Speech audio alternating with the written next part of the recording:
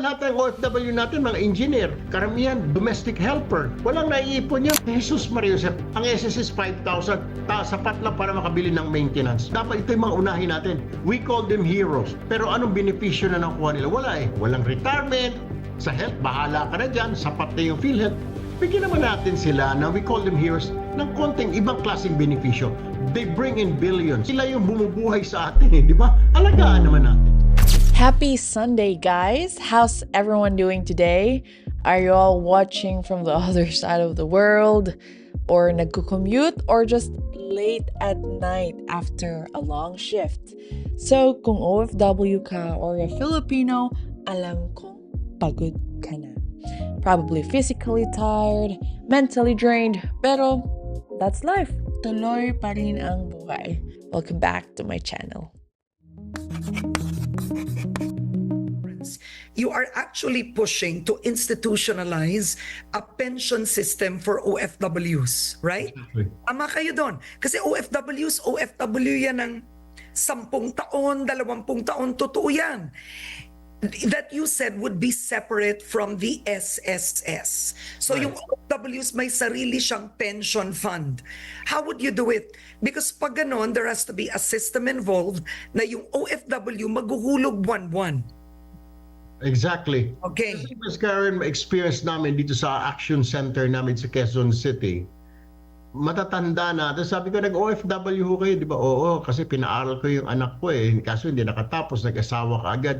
Inuna ko ho yung tirahan namin. Kaya ngayon, naghihingi ng AX dito sa opisina. Yun, ayuda. Pinapadala namin sa DSWD dahil walang pampagamot. That is the problem. Pero kung aside sa Social Security, meron siya nakukut-kot, meron siya kahit papano na natatanggap na 10,000 o 15,000. Depende sa kanyang contribution. Happy tayo. Maglalagay ang gobyerno, magko-contribute ka rin. Depende sa Ganda yan. SSS din. Yeah, actually, Senator-elect Erwin, that would be a good law. That is life-changing. Game changer. Exactly, Ms. Karen, kasi karamihan, hindi naman lahat ng OFW natin mga engineer. Hindi naman lahat kapitan ng barko. Karamihan sa mga OFW natin, kahit na seaman, pag sinabing seaman, able-bodied seaman, yung taga-tik-tik ng kalaman, taga-pintura, karamihan domestic helper. Walang naiipon yan, Ms. Karen, dahil yung kanya, pag okay na siya, pag nakapagpatayo siya ng bahay, pero yung future niya, pag retire niya, hindi na isip. Dahil iniisip ng mga yan, lalo na yung mga maliliit ang sweldo, yung anak ko, mapag-graduate ko, mabilhan ko ng bahay yung aking pamilya. Tapos. But when they retired, they have none. Total, may SSS. Jesus Maria Joseph, ang SSS 5,000, sapat lang para makabili ng maintenance. Okay. Every day, Ms. Karen, dito sa office ko, people are lining up, karamihan dyan, OFWs, asking for help. Sabi ko, doon po, bibigyan namin kayo ng referral sa DSWD. Okay, because I have so many other questions. During the campaign, 50% health coverage of hospital bills for OFWs and their families. I mean, it sounds great in the campaign trail, Senator-elect Erwin, but that's a lot of money. Malaki ang pera nun. Eh kung ngayon nga ang nagko-contribute sa PhilHealth, dismayado pa, eh ano pa saan mo kukunin ang 50% health coverage? Budget allocation, Ms. Karen, proper budgeting sa House and then sa Senate. Dapat ito yung mga unahin natin. We call them heroes, Ms. Karen. Pero anong benepisyo na nakuha nila? Wala eh. Walang retirement. Sa health, bahala ka na dyan. Sapat na yung PhilHealth. Bigyan naman natin sila na we call them heroes ng konting ibang klaseng benepisyo. They bring in billions of pesos. Institutional. Exactly. Institutional. Medyo, we separate them because sila yung bumubuhay sa atin eh, di ba? Alagaan naman natin. That's what I'm saying. So doon tayo sa budget allocation. Maanong magbawas siguro tayo dito sa mga infra natin. Bawas tayo yung mga flood control. Dahil wala naman tayo nakikita, di ba? Yung iba pang mga projects natin sa mga national irrigation, bawas tayo doon, di ba? Ilagay natin dito. It's just a matter of budgeting, Ms. Karen. Ang dami nating nakita, ilang senador, ilang congressman ang dumaan dyan sa Senate. Are we improving? Yung tanong ko eh. Ilang pangulo na ang dumaan.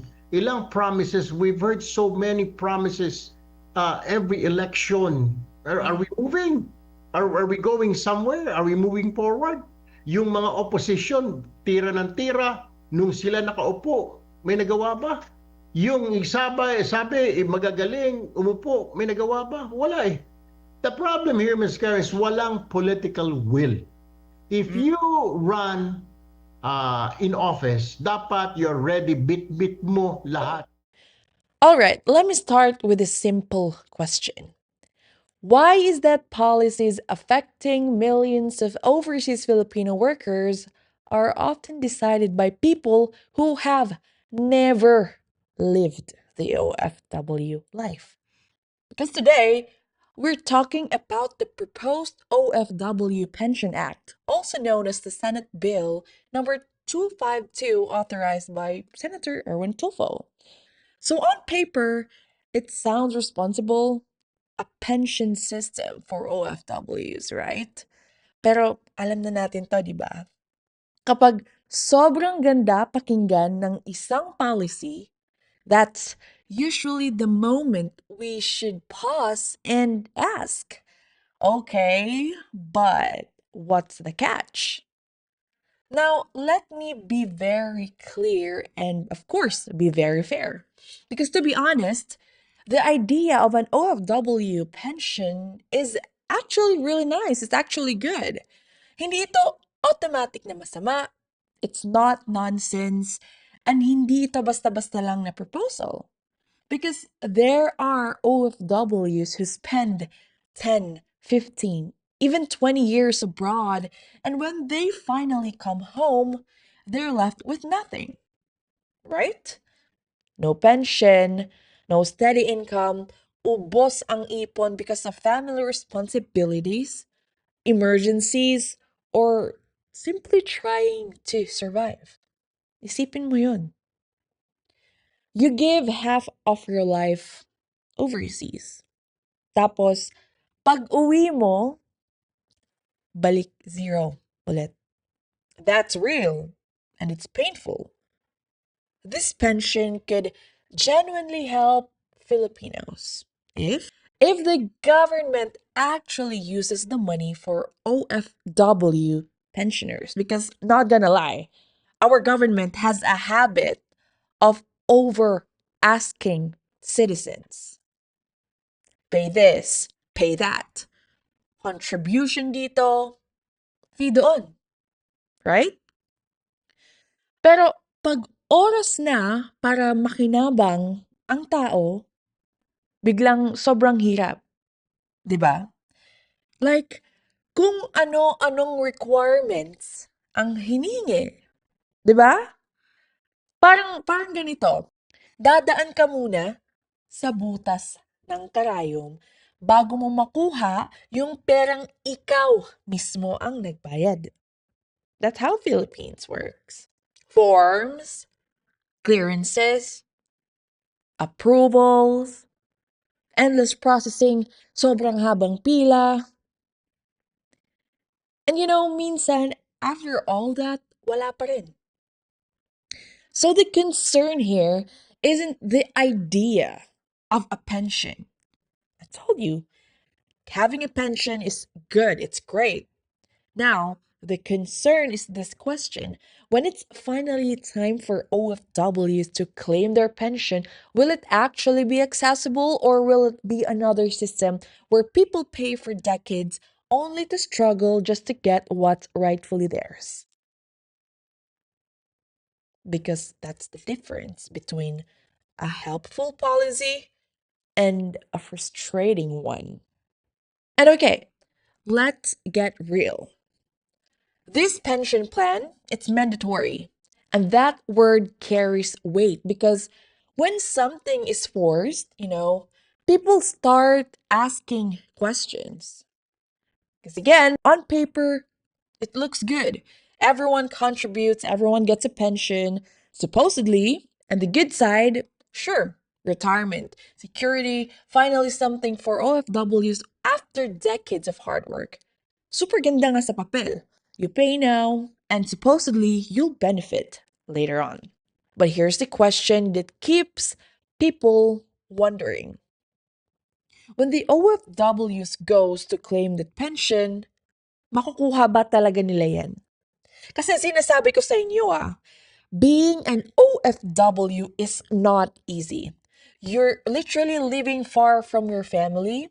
You miss the birthday, the graduations, even funerals. You trade your mental health for survival. And let's be honest, you trade sleep, comfort, and sometimes peace of mind. While doing all this, OFWs already pay a lot. Fees, contributions, government charges, OWA, remittances, travel costs, and the list goes on and on and on. Kasi hindi biro ang buhay OFW ha. You're literally paying for everything to survive abroad. And imagine this, decades of sacrifices, decades of contributing, tapos pagdating sa oras na makuha yung pension, you have to jump through so many hoops. Pila, kuha ng mga forms, mga approvals, and tons of requirements bago mo makuha yung pera na ikaw ang nag-ipon, na pinag-ipunan mo talaga. And that's the fear. Nakakatakot yan. And again, it's not that OFWs don't want the pension. No. Mandatory contributions are supposed to guarantee security. But without trust, mandatory becomes burden. It becomes another system asking more than it gives. So yes, it's good on paper, but will it actually help the OFW? That's the question that matters. Now let's get to the heart of the issue. It's a trust. Because let's be honest, without trust, nothing else matters. Why should OFWs trust a system that still struggles to deliver basic government services like IDs or healthcare? Like has a long history of corruption and missing funds, lacks consistent transparency so people never really know where their contributions go, rarely holds anyone accountable even when mistakes or misuse happen. Sabihin mo nga, if the government cannot clearly manage existing funds, what makes us believe this new pension fund will magically be different? Think about it. Again, this is not negativity. This is realism. OFWs are not afraid to save. We are careful, disciplined, and hardworking. Takot kami na mawala ang pera namin legally. And let's make it even more real. Imagine spending a decade working abroad. You send money back home to support your family, pay taxes, contribution, fees, and everything. Then when it's finally time to claim a pension, you get stuck in red tape, bureaucracy, delays, missing documents, conflicting instructions, or worse, someone else mishandled your money. Would you trust that system? Oh, definitely not. OFWs aren't naive. They've seen the pattern. Every new benefit promises security, but execution often fails. So here's the question lawmakers rarely ask. Do you want OFWs to contribute because it's good for them or because you can force compliance knowing many may never see the benefit?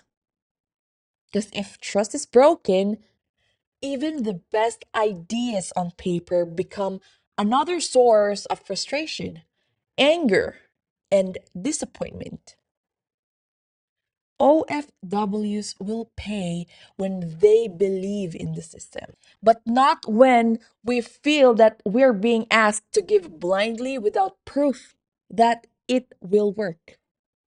Trust is earned. Right now, the government has a long way to go before OFWs can genuinely trust that this mandatory pension will actually deliver what it promises. Now, let's cut straight to it. Money is where the story gets complicated. The big question that hardly anyone asks is if something goes wrong with this pension fund, who is responsible? Who actually decides where the money goes? Who invests it? Who double checks the numbers? And most importantly, sino po ang mananagot kung mawala yung ipon ng OFWs? Because here's the reality that we've seen before. When government programs fall, the headlines just, come and go. Officials move on. Everyone forgets. But for OFWs, there's no undo button. The sacrifices you made, years abroad, missed family events, sleepless nights, and emotional strain cannot be replaced anymore. And all that effort could be wasted if the system fails. OFW are not helpless.